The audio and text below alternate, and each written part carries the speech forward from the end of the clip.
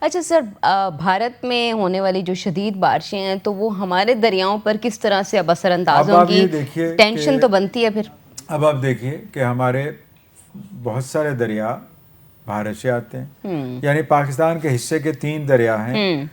سندھ، لیہ اور لداخ سے نکلتا ہے اسکردو سے پھر اکٹھے ہوتے ہیں گلگت ریور اور وہ گزر ریور وغیرہ، تو سارے اکٹھے ہوتے ہیں تو یہ آگے دریائے سندھ بنتا ہے. تو ایک بڑا حصہ بھارت سے آتا ہے. اچھا، اس پہ ابھی تک کوئی ایسا کام ہو نہیں پایا ہے، تو اس لیے وہ ایک انڈیپینڈنٹ ریور کے طور پر ابھی تک چل رہا ہے ہمارے پاس.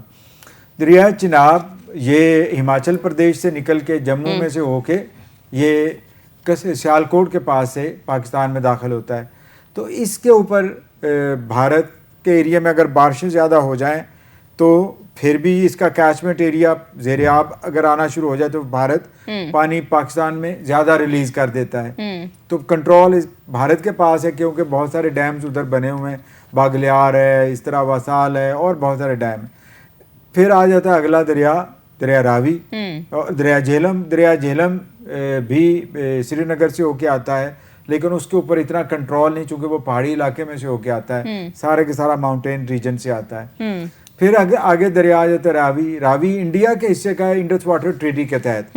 لیکن انڈیا میں جب بارشیں بہت زیادہ ہوتی ہیں انڈین پنجاب اور کشمیر کے علاقوں میں، اور جو راوی کے کیچمنٹ ایریاز ہیں ان میں بارشیں جب زیادہ ہوتی ہیں تو پھر انڈیا وہ جو پانی مادھوپور سے ریلیز کر دیتا ہے. تو جب وہ جسر اور مادھوپور کے پوائنٹ سے ریلیز ہو کے پاکستان میں داخل ہوتا ہے تو وہ فلڈ کی صورت اختیار کر لیتا ہے اور بعض دفعہ وہ بہت زیادہ نقصانات بھی کر دیتا ہے. پھر اس کے بعد اگلا ریور آتا ہے ستلج.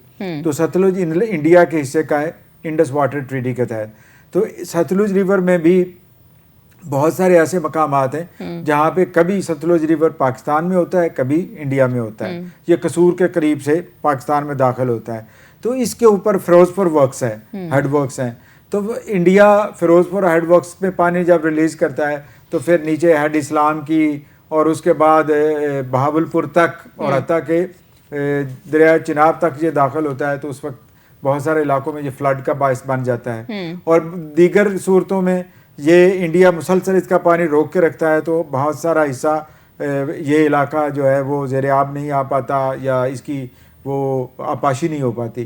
تو اس لحاظ سے بھی یہ دونوں صورتوں میں کمانڈ اینڈ کنٹرول کچھ دریاؤں کا انڈیا کے پاس ہے، چاہے وہ پاکستان کے حصے میں ہے چاہے وہ انڈیا کے حصے میں ہے. تو وہ بارش زیادہ ہو تو پانی زیادہ ریلیز کر